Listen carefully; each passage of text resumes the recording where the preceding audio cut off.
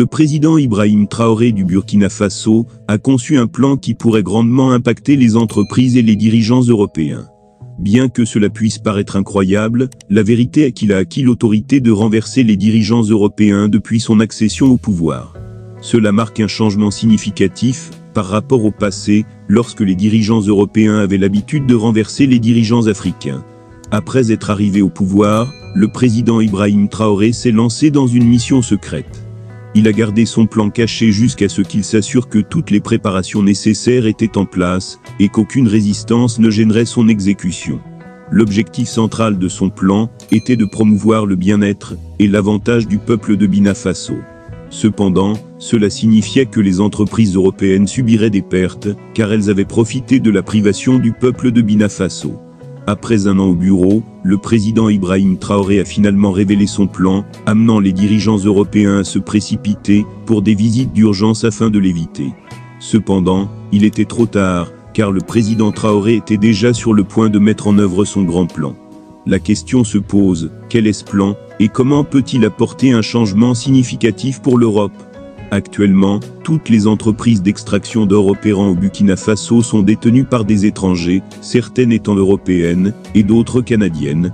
Cependant, aucune de ces entreprises ne travaille dans le meilleur intérêt de Burkina Faso. En d'autres termes, elles exploitent les ressources aurifères de Burkina Faso sans aucune limitation, laissant la population locale sans rien.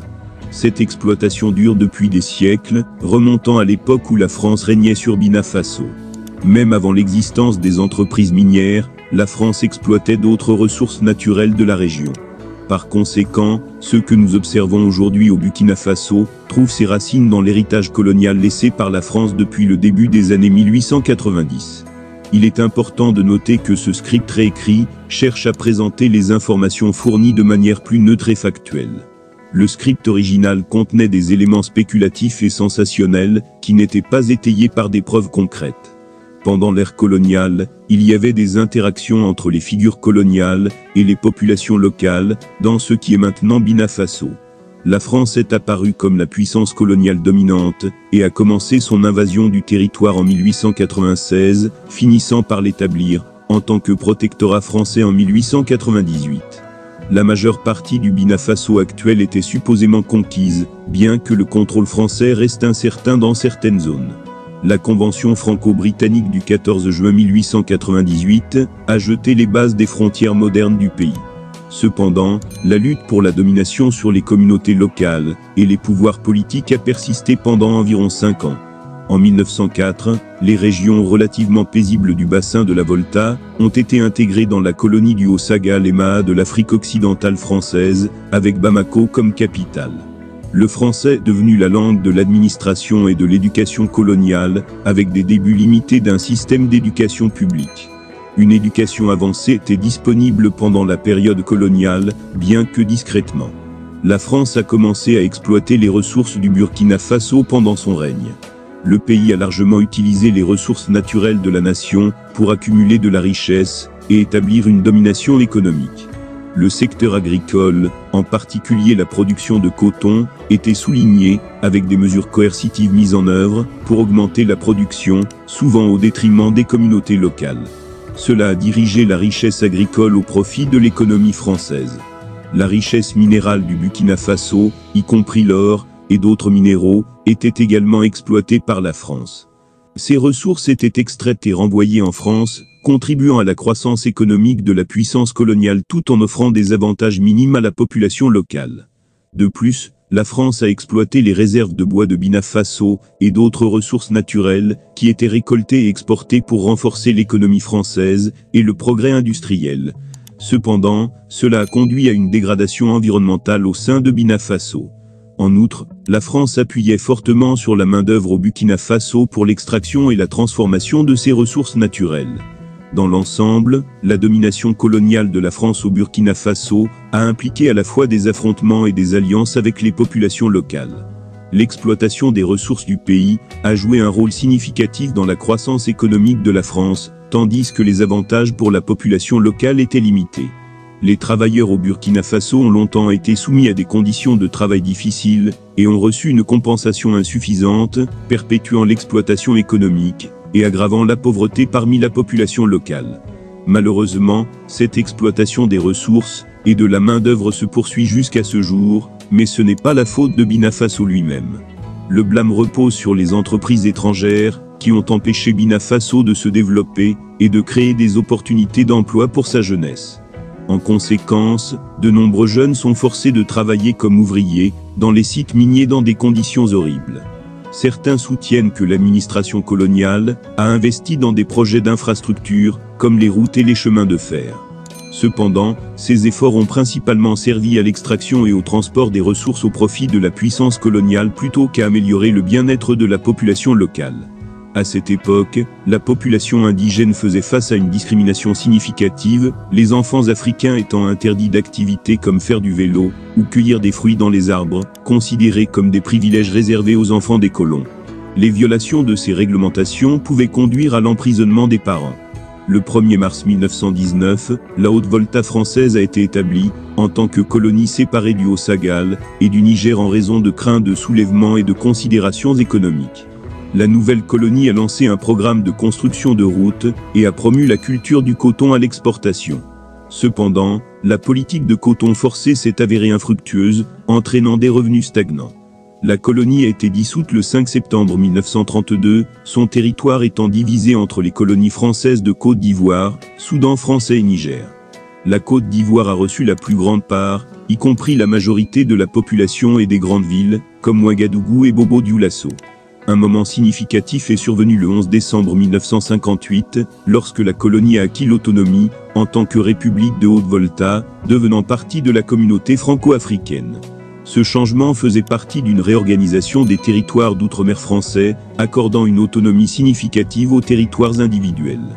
La Haute-Volta a finalement obtenu son indépendance complète de la France le 11 décembre 1958, mais l'exploitation ne s'est pas arrêtée là. L'exploitation en Afrique ne se limitait pas au Burkina Faso et se poursuit même après des décennies d'indépendance. Les maîtres ont changé, mais les accords et l'exploitation restent.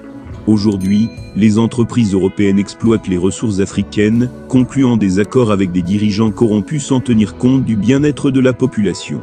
Lorsque l'on assiste aux conditions de travail et à l'exploitation dans l'Afrique d'aujourd'hui, il devient difficile de déterminer si elle est toujours une colonie ou non. Au cours de l'histoire, les Africains ont mis leur vie en danger pour extraire des ressources précieuses, recourant souvent à des méthodes dangereuses, comme l'utilisation du mercure dans les opérations minières à petite échelle. Cependant, les fruits de leur dur labeur sont tragiquement retirés par des intermédiaires qui achètent ces ressources à des prix nettement inférieurs. Ces intermédiaires vendent ensuite les ressources sur les marchés occidentaux, récoltant des profits substantiels qui restent en Europe et en Amérique. Le capitaine Ibrahim Traoré en a assez de cette injustice. Il a exprimé son inquiétude concernant les circonstances difficiles auxquelles sont confrontés de nombreux Africains impliqués dans des opérations minières d'or dangereuses. Ces individus reçoivent une compensation minimale lorsqu'ils vendent leur production sur le marché africain. Par conséquent, cet or est exporté vers les marchés occidentaux, profitant à d'autres tout en négligeant les besoins des communautés locales.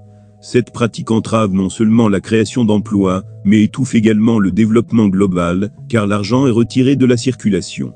Il est important de comprendre que le Burkina Faso est aux prises avec un défi significatif, en particulier concernant les entreprises étrangères, qui contrôlent presque toutes ces mines d'or.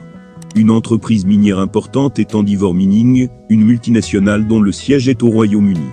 Elle occupe une position dominante dans le secteur minier de l'or au Burkina Faso, contrôlant près d'un tiers du marché de l'or du pays. Pour compliquer les choses, Endeavour Mining a acquis la mine de Mana en juillet 2020, dans le cadre de son acquisition du mineur d'or canadien Semafo. Le transfert des ressources africaines de la propriété locale à des entités étrangères n'est pas rare. Auparavant, une entreprise canadienne possédait la mine, et maintenant elle est sous la propriété d'une entreprise basée au Royaume-Uni. Il est stupéfiant qu'Endeavour Mining détienne une participation de 90% dans la mine, alors que le gouvernement de Burkina Faso ne détient qu'une maigre participation de 10%, soulignant le contrôle étranger préval. Burkina Faso a été classé comme le 14e plus grand producteur d'or au monde en 2022, mais il bénéficie peu de ses propres réserves. il devient de plus en plus évident que les réserves d'or n'appartiennent pas vraiment au peuple. La majorité des entreprises multinationales exploitant ces ressources viennent de divers pays, à l'exception de Burkina Faso, et la part du gouvernement peut facilement être rachetée. Il est ironique que les entreprises étrangères aient presque un contrôle total sur les mines d'or au Burkina Faso, avec le plein soutien du gouvernement. Cela est dû au fait que les dirigeants corrompus précédents ont conclu des accords à long terme avec ces entreprises pour leurs gains personnels. Ces entreprises étrangères traitent les mines d'or comme si elles leur appartenaient et les vendent même à d'autres entreprises. En conséquence, le peuple de Burkina Faso a un contrôle minimal sur ses propres ressources et n'en tire aucun avantage. Pour illustrer cela, le gouvernement a récemment dû acheter 200 lingots d'or à Andivor Mining au lieu d'utiliser son propre or. Ils ont dû payer pour le même or que ces entreprises ont extrait des mines de Burkina Faso. Cette situation est profondément troublante, et c'est pourquoi Ibrahim Traoré, une figure importante au Burkina Faso, a décidé de prendre des mesures.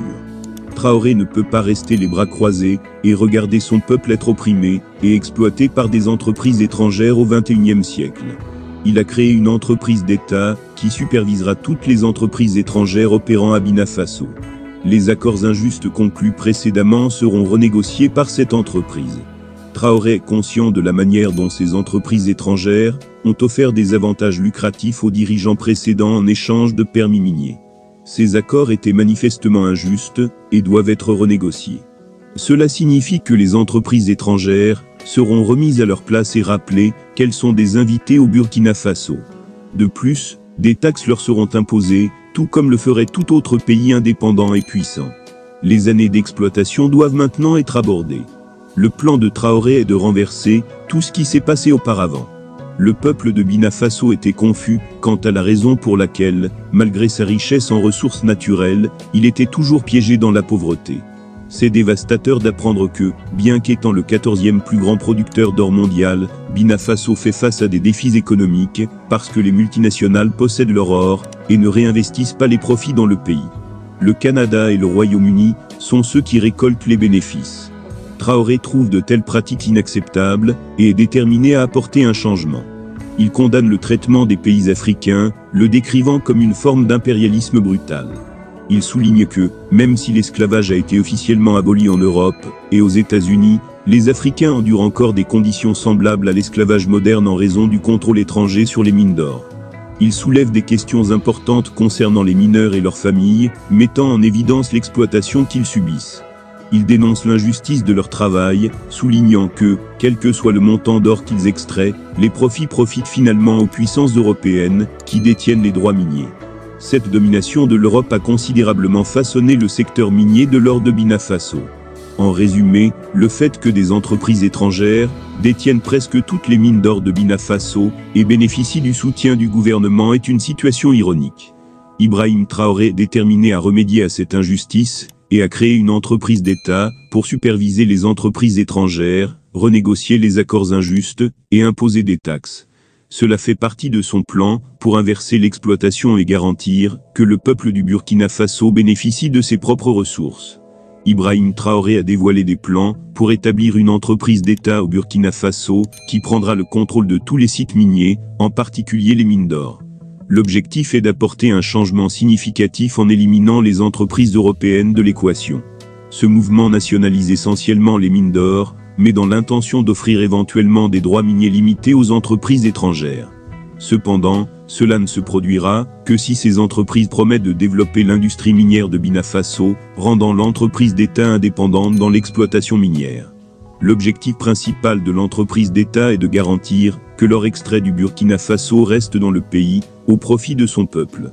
Cette modernisation du secteur minier vise à remplacer des conditions difficiles par une approche plus contemporaine, permettant aux individus d'extraire de l'or de manière similaire aux nations développées. Actuellement, les mines d'or gérées par des entités européennes présentent une réalité radicalement différente, où les conditions de vie non seulement ne progressent pas, mais souvent s'aggravent. La production de la nouvelle entreprise d'État vise à créer des opportunités d'emploi pour la jeunesse du Burkina Faso. Leurs efforts contribueront à la prospérité de leur nation, et de même, plutôt que de bénéficier à des nations étrangères. Ibrahim Traoré a également introduit une initiative épique conçue pour redéfinir les entreprises au Burkina Faso. Le motif derrière cette initiative découle de la possession par le Burkina Faso de matières premières pour divers produits, malgré sa dépendance actuelle aux importations pour les biens finis, qui pourraient être fabriqués localement. Traoré souligne que la lutte de Burkina Faso n'est pas isolée, mais représente un combat collectif pour l'ensemble du continent africain. Il croit que d'autres dirigeants africains devraient suivre les étapes prises par le Burkina Faso pour se libérer du contrôle des anciennes puissances coloniales. En faisant cela, ils peuvent mettre fin à l'exploitation et reprendre leur pouvoir. Cette position unie est cruciale, car l'ensemble du continent africain peut défier et résister aux tactiques manipulatrices et contraires à l'éthique employée par les puissances impériales européennes. Burkina Faso possède un immense potentiel en termes de production d'or. Il est le 4e plus grand producteur d'or d'Afrique et se classe au 14e rang mondial, produisant un impressionnant 70 000 kg d'or en 2022. Cependant, aucun de cet or ne reste au Burkina Faso, et le pays ne reçoit pas de paiements équitables pour cela. Au lieu de cela, les entreprises européennes exploitent l'or de Burkina Faso et l'exportent, laissant le pays avec des avantages minimes. L'exploitation des mines d'or au Burkina Faso a conduit à des conséquences désastreuses. De nombreux enfants ont été forcés d'abandonner leur éducation et de travailler dans les mines d'or, les exposant à divers dangers. Malgré sa richesse en ressources, notamment l'or, Burkina lutte contre la pauvreté, avec plus de 40% de la population vivant sous le seuil de pauvreté. Cette situation est connue sous le nom de malédiction des ressources, où les pays riches en ressources naturelles précieuses connaissent une pauvreté élevée et une croissance économique lente en raison de l'exploitation de ces ressources par des entreprises étrangères. Ibrahim Traoré comprend la cause profonde de la pauvreté de Burkina Faso et vise à briser le cycle de dépendance à l'extraction de l'or. Son plan tourne autour de la prise de contrôle des mines d'or, offrant des emplois à la population et gardant toutes les ressources en or dans le pays. Cela permettrait à Burkina Faso de diversifier son portefeuille économique et d'investir dans d'autres secteurs tels que l'agriculture, la fabrication et la technologie. En faisant cela, le pays peut surmonter sa dépendance excessive à l'industrie minière de l'or et se libérer du contrôle des entités étrangères. Le plan ambitieux d'Ibrahim Traoré dépendra de divers facteurs. Cependant, si le Burkina Faso peut reprendre le contrôle de ses mines d'or, cela pourrait encourager d'autres dirigeants africains à suivre son exemple et à récupérer leurs ressources auprès des entreprises européennes qui les exploitent depuis des décennies.